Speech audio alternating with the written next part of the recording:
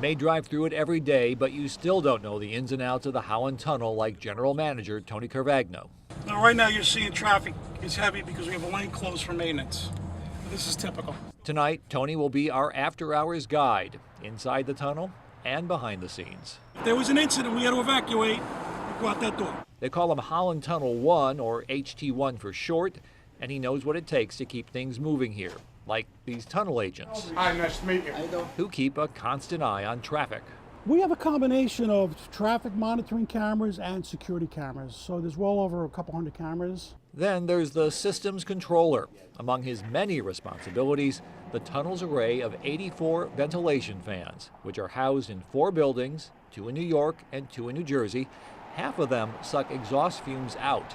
The other half pump fresh air in, changing the air in the tunnel every 90 seconds. You can feel the fans right now. They're blowing pretty good. It's a critical task that requires his undivided attention. The poor guy can never leave this room. Cannot. He's stuck here for 8 hours, has to take his meal break here.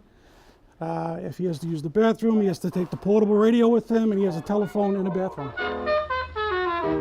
Construction on the Holland Tunnel began in 1920 and took 7 years to complete.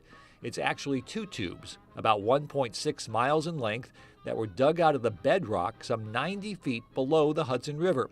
Though it remains a vital connection between 2 great states, keeping the tunnel in a great state of repair is a never-ending job. As the tunnel ages, maintenance becomes more and more critical, which is why 5 nights a week they shut down 1 lane in each tube so workers can come in and do what needs to be done. We're constantly fighting the element, we're constantly fighting water. As it begins to deteriorate, if you don't stay on top of it, it deteriorates quicker. So we try to stay on top of it as much as we can. The water that does get in, usually just trickles of groundwater.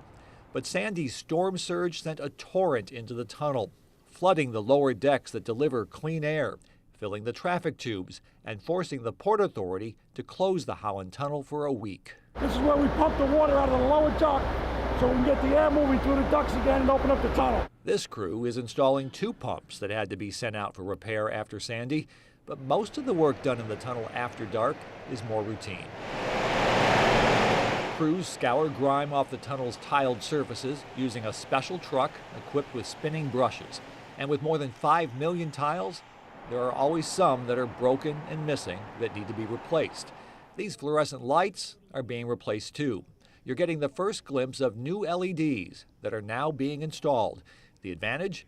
They last longer and use less energy. So we expect to save approximately $250,000 a year in electrical costs once that project's complete.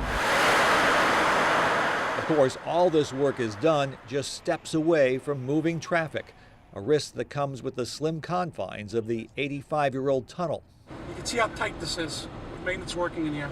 A dirty and sometimes dangerous job, saving an aging passage from the passage of time. In Jersey City, I'm John Kleekamp, News 12, New Jersey.